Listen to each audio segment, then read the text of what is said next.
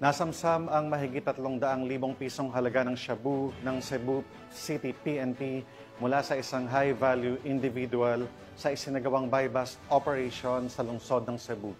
Narito ang report ni Patrolwoman Judith Nicanor.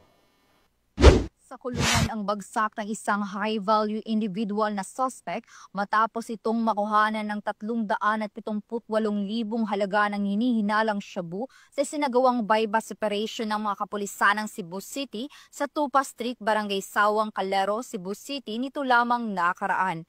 Kinilala ni Police Colonel Enrico E. Figueroa, Acting City Director ng Cebu City Police Office, ang suspect na si Teban, 34 anyos, na residente ng Purok Kamungay, Barangay Kandulawan, Talisay City, Cebu. Batay sa ulat, bandang alas 12:30 ng gabi na ikinasa ng mga operatiba ang buy-bust operation na nagresulta sa pagka-aresto ng suspect at pagkasabat ng 3 pakete ng hinihinalang shabu na may timbang na 55.6 grams at may standard drug price na 378,080 pesos, buy-bust money at isang wallet. Samantala, kasalukuyang nasa kustudiya ng Police Station 6 CCPO ang suspect at maharap sa kasong paglabag sa Republic Act 9165 o Comprehensive Dangerous Drugs Act of 2002. Magandang araw po sa atin lahat.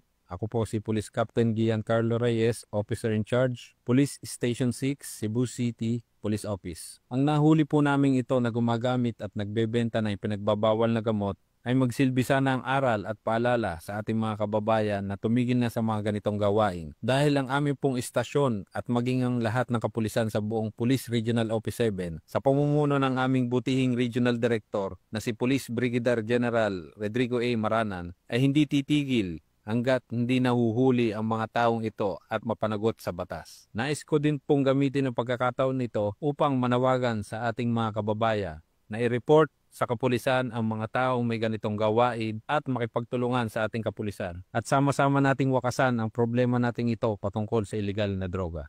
Ang Cebu City ay nananatiling ligtas at payapa sapagkat ang mga kapulisan ay walang humpay at walang tigil sa mga operasyon laban sa iligal na droga at lalo pang papaigtingin ng kampanya upang masakote ang mga individual na nasa likod ng mga iligal na gawain na ito. Mula dito sa Central Visayas, akong Police News Network Correspondent, Patrolwoman Judith Nicanor, alagad sa patas na kataguyod ng balita. Police.